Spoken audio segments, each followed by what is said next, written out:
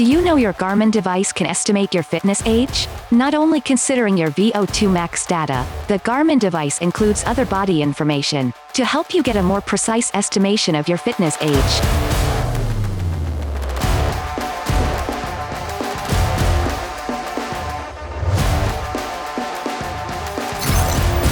Your device will use the user's personal information, such as the date of birth, gender, BMI, body fat percentage, resting heart rate, intensity minutes VO2 max, to measure your fitness age.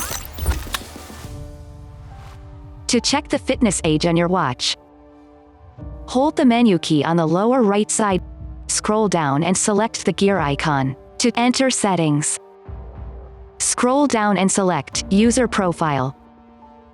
Select Fitness Age. Here you can see your current fitness age and the time of the latest update. If your fitness age has reduced, your watch will show you a GIF image to celebrate.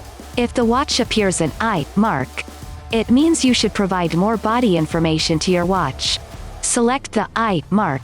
You can see what information you need to add. We suggest you wear your watch the whole day to get more detailed body information.